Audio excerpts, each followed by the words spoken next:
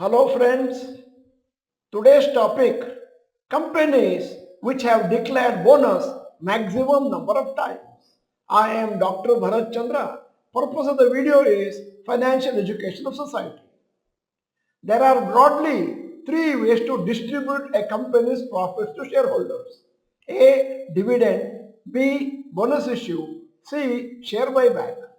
Depending on the tax implications for the shareholders, especially the promoters and majority shareholders, the company may decide which is the best method to distribute the profits. Usually, dividend is the most common way of distributing the profits.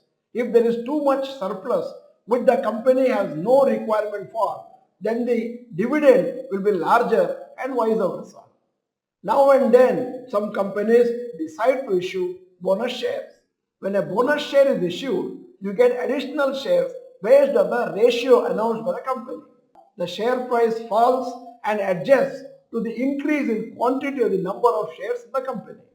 For example, the bonus issue is in the ratio of 1:1, then the share price will fall by around 50% since quantity of the shares after the bonus will be double. Some company managements are known to issue bonus shares quite regularly compared to others. Following are the Nifty 50 companies which have given bonus shares maximum number of times in their history. Highest number of bonus issues announced by Nifty 50 companies. 1. Wipro 13 times. 2. L&T 10 times. 3. Infosys 8 times. 4. ITC 7 times. 5. Cipla 7 times. 6. Britannia 6 times. 7. Tata Steel 6 times. 8. Nestle 5 times. 9. BPCL 5 times. 10. M&M 5 times. 11. Asian Paint 4 times. 12. Dr. Reddy's Lab 4 times.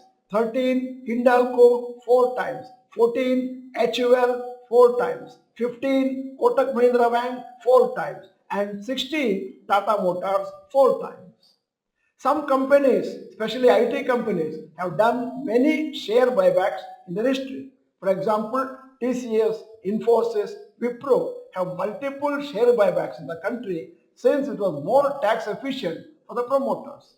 Up to October 2024, buyback will be taxable in the hands of the company.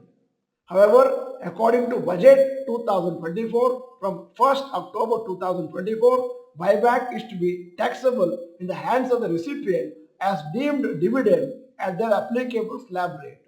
Hence, shareholder will pay higher tax on buybacks compared to earlier when it was taxed on the companies at 20% of the payment made for buybacks.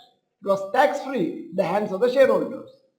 Bonus issue does not immediately provide any benefit to shareholders since the total value of the shareholding will be the same before and after the bonus issue.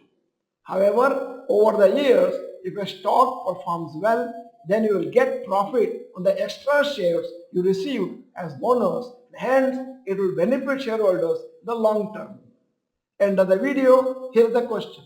Have you received bonus from any shares you have held? Type the name of the companies.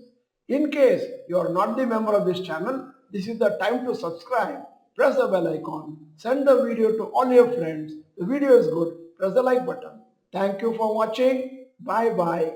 All the best.